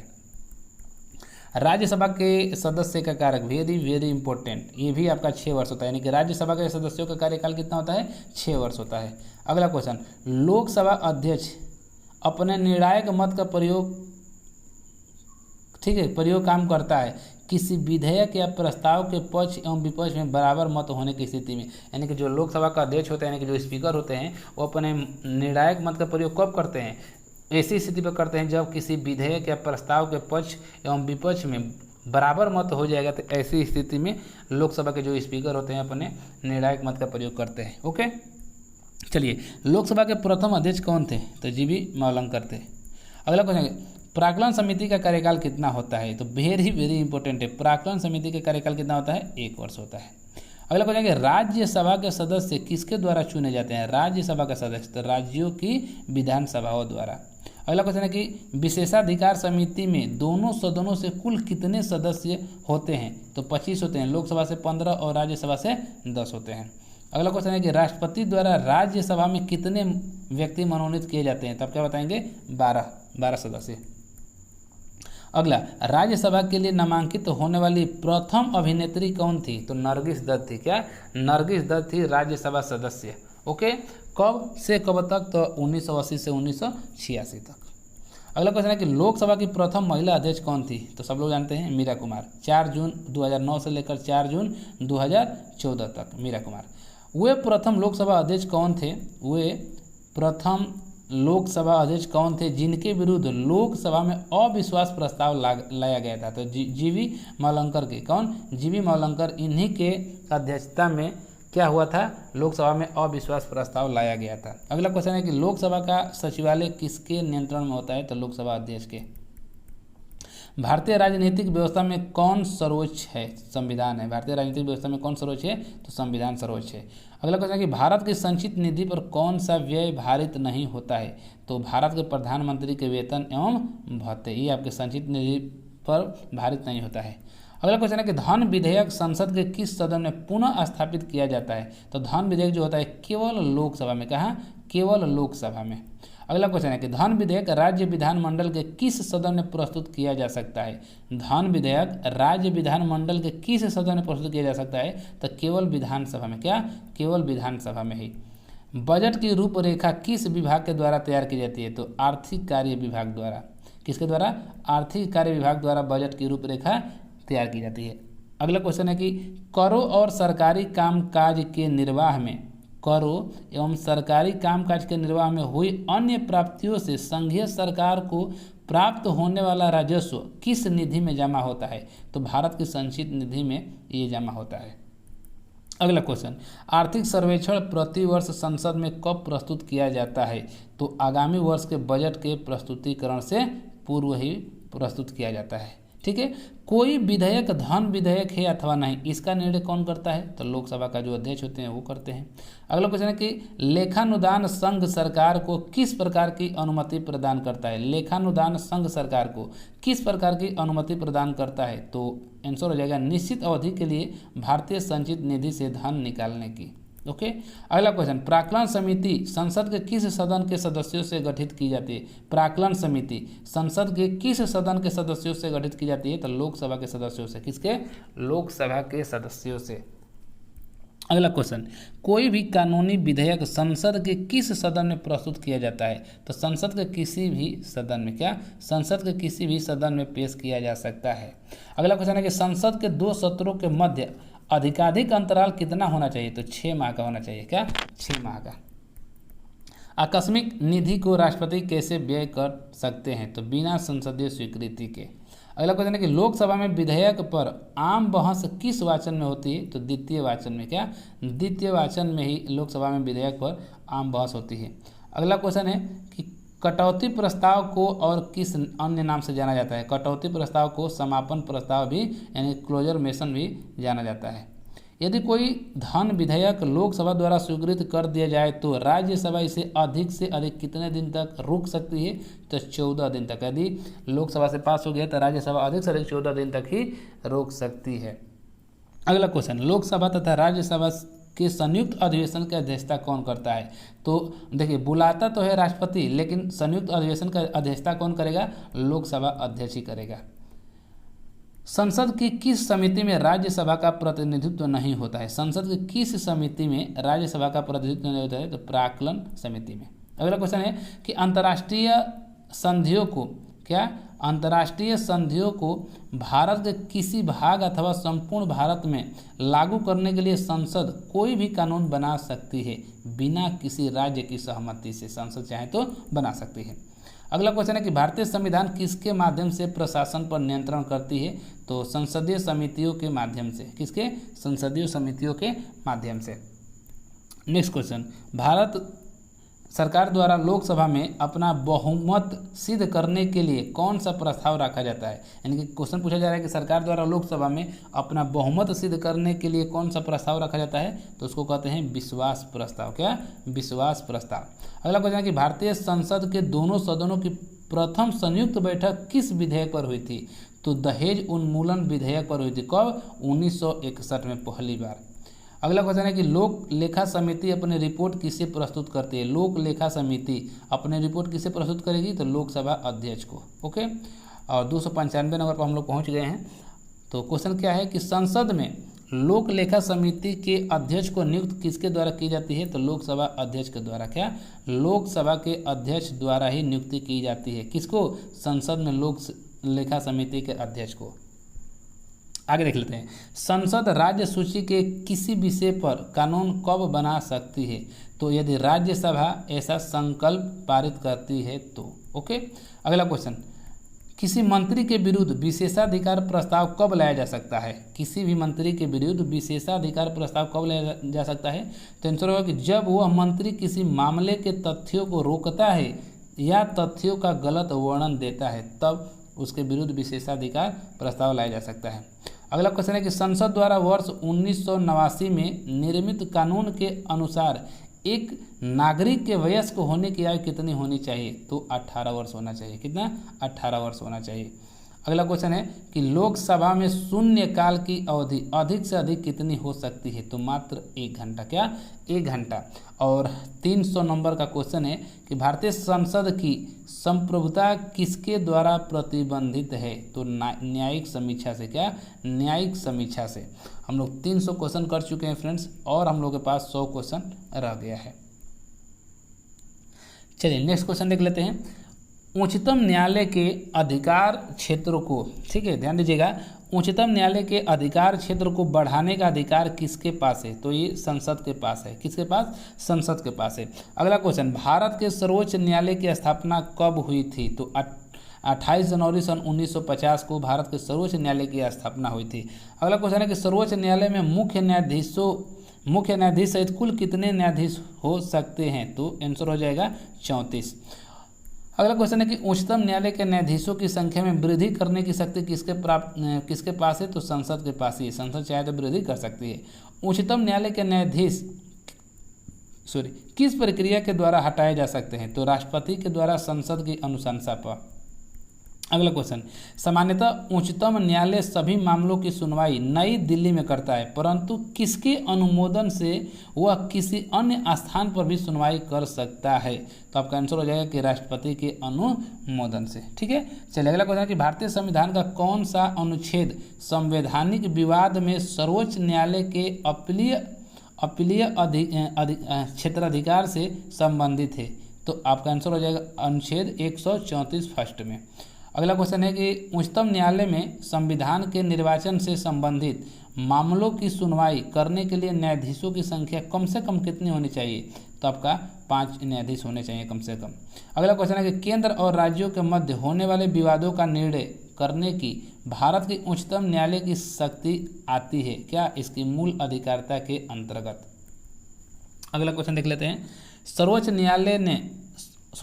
उच्चतम न्यायालय ने संविधान के मूल ढांचे का सिद्धांत किस वाद में प्रतिपादित किया था? तो केशवानंद भारती बनाम केरल राज्य 1973। Very very important. अगला क्वेश्चन, संविधान का कौन सा अनुच्छेद उच्चतम न्यायालय को उसके द्वारा दिए गए निर्णय अथवा आदेश के पुनर्विलोकन हेतु अधिकृत करता है? तो अनुच्छेद 137 इसका आंसर हो जाएगा।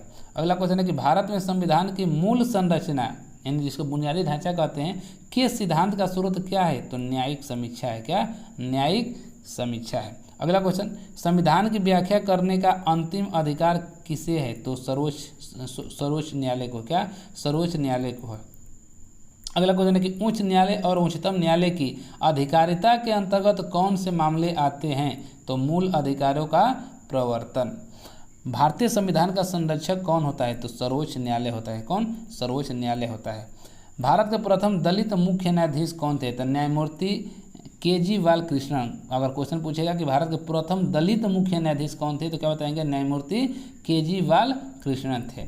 संविधान की व्याख्या से संबंधित सभी विवाद सर्वोच्च न्यायालय के समक्ष किस अधिकारिता के अंतर्गत आते हैं? तो इसका आंसर हो जाएगा प्रारंभिक क्षेत्राधिकार के अंतर्गत। आगे, कानूनी मामलों पर उच्चतम न्यायालय से किसे परामर्श लेने का अधिकार है? कानूनी मामले पर उच्चतम न्यायालय से किसे परामर्श लेने का अधिकार प्राप्त है? तो राष्ट्रपति को है। भारतीय संविधान के किस अनुच्छेद के अंतर्गत सर्वोच्च न्यायालय भारतीय नागरिकों के मौलिक अधिकारों की सुरक्षा करता है? तो आपका आंसर हो जाएगा आर्टिकल 32। ओके, और इसी को संविधान की आत्मा डॉक्टर भीमराव अंबेडकर ने बोले हैं। किसको? आर्टिकल 32 को है। चलिए अगला क्वेश्चन देख लेते हैं।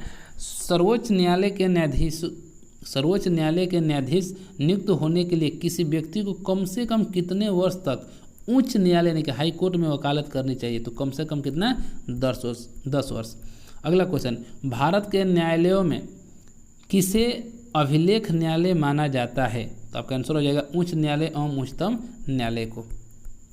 लोकहितवाद यानी कि PIL की संकल्पना का उद्गम किस देश से हुआ है? तो संयुक्त राज्य अमेरिका से हुआ है।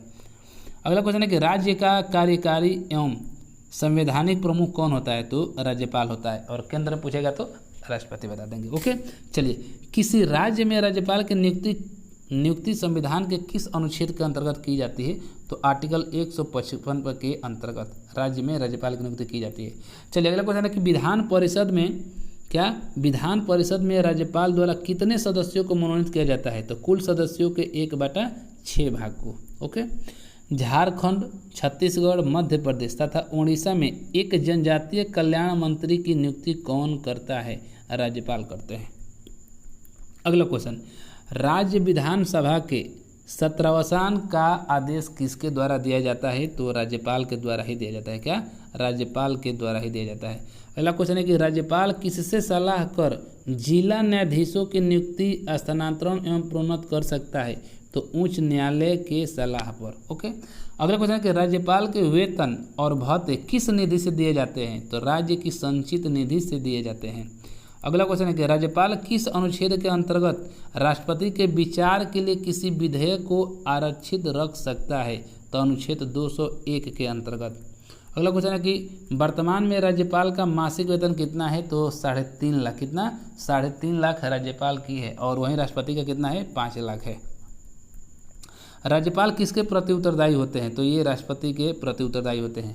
अगला क्वेश्चन है कि जम्मू और कश्मीर के उप राज्यपाल की नियुक्ति कौन करता है? तो भारत का राष्ट्रपति करता है।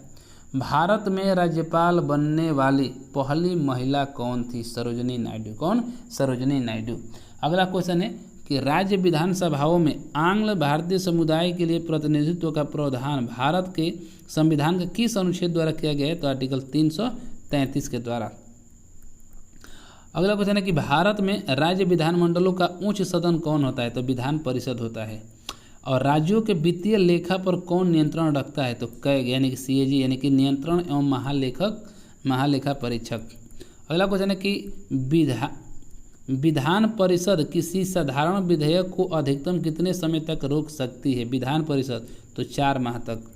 अगला क्वेश्चन है कि भारतीय संविधान के किस अनुच्छेद के अंतर्गत विधानसभा के विधान परिषद का सृजन एवं उसे समाप्त करने का अधिकार है? तो आर्टिकल 169 आपका हो जाएगा। अगला क्वेश्चन है कि राज्य की विधानसभाओं में सदस्यों की संख्या किस अनुच्छेद में निर्धारित की गई है? आर्टिकल 170 के अंतर्गत।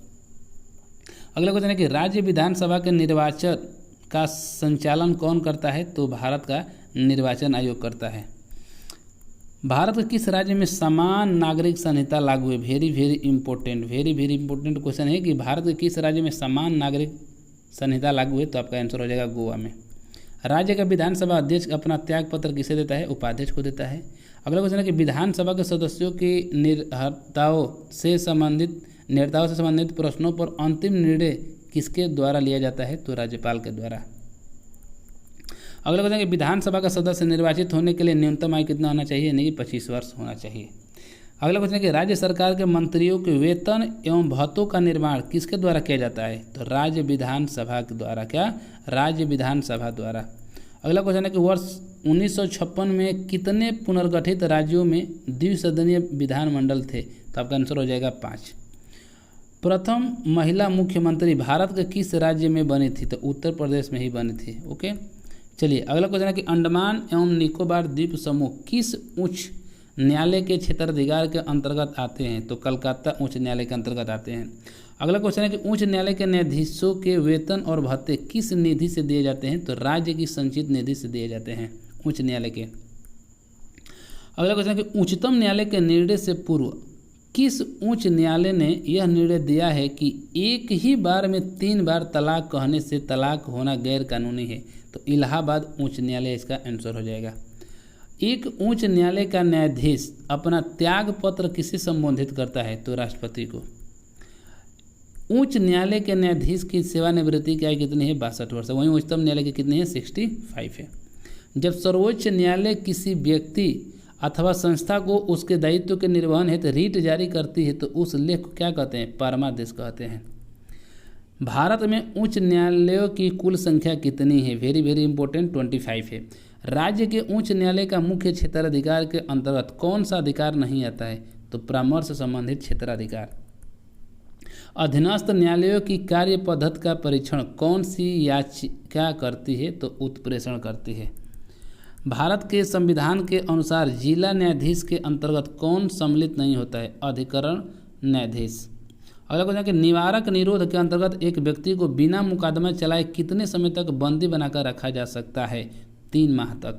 ओके, इलाहाबाद उच्च न्यायालय का गठन कब हुआ था? तो सन या वर्ष 1866 में। कब? 1866 में इलाहाबाद उच्च न्यायालय का गठन हुआ था। न्यायालय में कार्यवाही लंबित होने की दशा में लागू की जाती है प्रतिषेध। क्या? प्रतिषेध। अगला क्वेश्चन देख लेते हैं। किस सूची के विषय पर केंद्र व राज्य सरकारें दोनों कानून बना सकती है? तो समवर्ती सूची पर दोनों, यानी कि केंद्र और राज्य दोनों मिलकर कानून बना सकती है। केंद्र राज्य संबंध किस अनुसूची में है? तो अनुसूची 7 में है। केंद्र राज्य संबंधों पर वर्ष 1971 में राज्य मन्नार समिति का गठन किस राज्य के द्वारा किया गया था? तमिलनाडु के द्वारा किया गया था। क्षेत्रीय परिषदों का सृजन किसके माध्यम से किया गया है? संसदीय कानून द्वारा। क्या? संसदीय कानून द्वारा।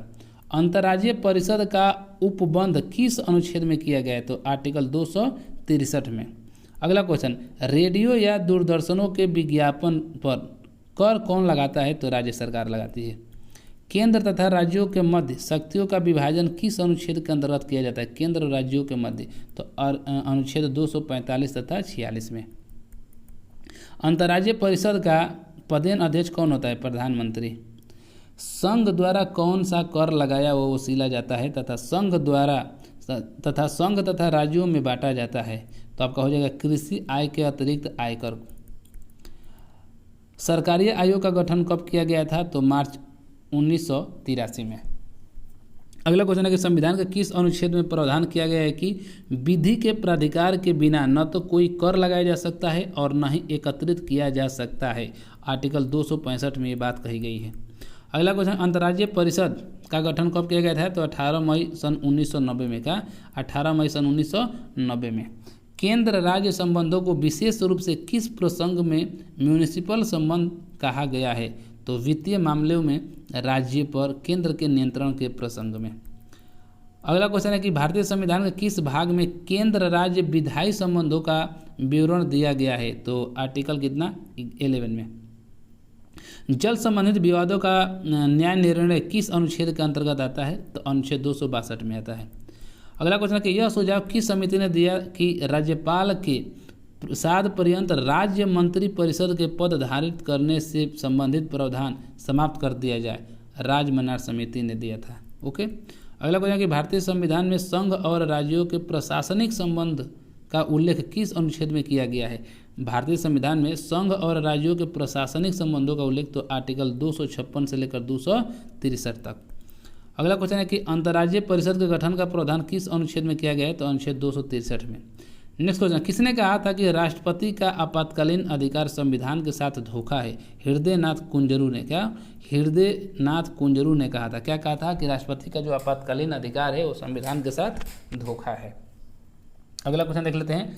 भारतीय संविधान के किस अनुच्छेद के अंतर्गत भारत सरकार का दायित्व है कि वह बाह्य आक्रमण एवं आंतरिक अशांति से राज्यों की रक्षा करे? तो अनुच्छेद 355 में बात कही गई है।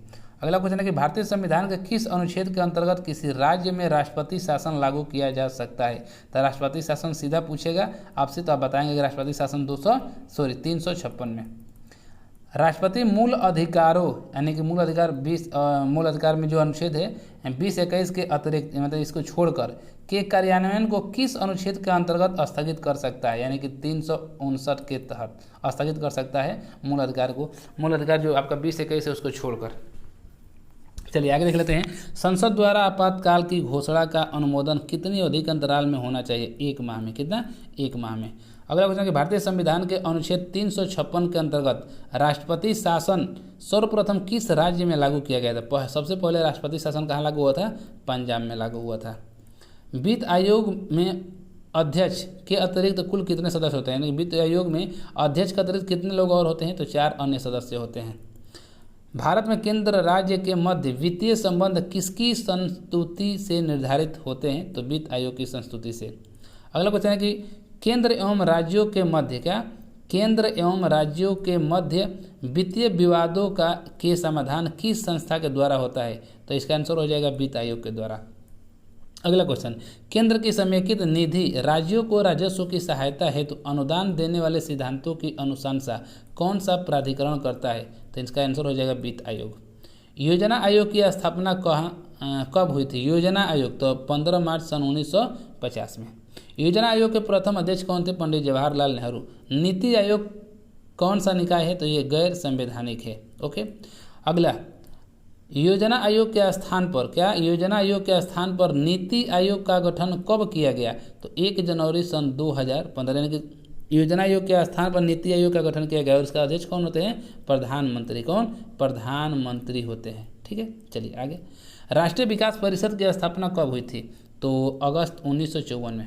अगला क्वेश्चन, राष्ट्रीय विकास परिषद की अध्यक्षता कौन करता है? तो भारत का प्रधानमंत्री करता है। नीति आयोग के उपाध्यक्ष को, क्या नीति आयोग के उपाध्यक्ष को भारत सरकार के वरीयता क्रम में कौन दर्जा दिया गया है? तो भारत सरकार के कैबिनेट मंत्री के समान दर्जा दिया गया है। अगला क्वेश्चन देख लेते हैं, नीति आयोग तथा राज्य सरकारों के मध्य समन्वयकर्ता का कार्य कौन करता है? तो राष्ट्रीय विकास परिषद करता है। अगला क्वेश्चन है कि योजना आयोग ने संघ का स्थान ले लिया है और हमारा देश अनेक अर्थों में एकल प्रणाली की तरह कार्य कर रहा है। यह कथन किसके द्वारा कहा गया है? तो के संथानम के द्वारा। क्या? के संथानम के द्वारा कहा गया है। राजनीतिक दल को राष्ट्रीय या क्षेत्रीय दल की मान्यता देने का अधिकार किसके पास है? तो चुनाव आयोग के पास है। किसके पास? चुनाव आयोग के पास है। भारत के मुख्य चुनाव आयुक्त को किसके द्वारा नियुक्त किया जाता है? तो राष्ट्रपति के द्वारा। आंतरिक दलीय लोकतंत्र का उपयोग कहाँ होता है? तो दल के आंतरिक चुनाव हेतु जो दल के पदाधिकारियों के चयन हेतु समय समय पर होता है। अगला क्वेश्चन है, किस अनुच्छेद के अंतर्गत भारत के निर्वाचन आयोग का प्रावधान किया गया है? तो आर्टिकल 324 के अंतर्गत। ओके, तो ये था फ्रेंड्स आज का क्वेश्चन और आशा करते हैं कि आपको वीडियो अच्छी लगी होगी। जो क्वेश्चन देखे हैं ये क्वेश्चन आपके पास अगर कोई प्रीवियस ईयर का पेपर होगा, ठीक है, किसी भी चीज़ का अगर आपके पास प्रीवियस ईयर का क्वेश्चन होगा तो उस प्रीवियस ईयर में आप पॉलिटी से यानी कि संविधान से आप लोग देखिएगा, जरूर आपको इसी में से क्वेश्चन देखने को मिल जाएगा। ठीक है, यदि आप 10 क्वेश्चन पूछा गया होगा तो उसमें से आपको कम से कम 7 से 8 क्वेश्चन इसी वीडियो से ही देखने को मिल जाएगा, क्योंकि यही बार बार क्वेश्चन रिपीट होता है फ्रेंड्स, आप देखे होंगे हर एक प्रैक्टिस सेट में। ठीक है, तो इसको आप लोग 1 बार 2 बार 3 बार देख लीजिएगा, आपको ये दिमाग में फिट हो जाएगा, एकदम रट लेंगे आप। 1-2 बार जैसे आप वीडियो देखेंगे तो आपके दिमाग में फिट हो जाएगा। ठीक है, तो ठीक है, आज के लिए बस इतना ही वीडियो को रखते हैं। वीडियो आपको अच्छी लगी है तो वीडियो को लाइक आप लोग कर दीजिएगा। लाइक करने में कुछ जाता नहीं है फ्रेंड्स, ठीक है, लेकिन आप लोग लाइक करेंगे तो हमको एक मोटिवेशनल की तरह काम करेगा, तो फिर से मैं वीडियो आप सबके लिए बनाऊंगा। और चैनल को अभी तक सब्सक्राइब नहीं किए क्या? चैनल को अभी तक यदि आपने सब्सक्राइब नहीं किया तो चैनल को सब्सक्राइब भी कर लीजिएगा। ओके, धन्यवाद।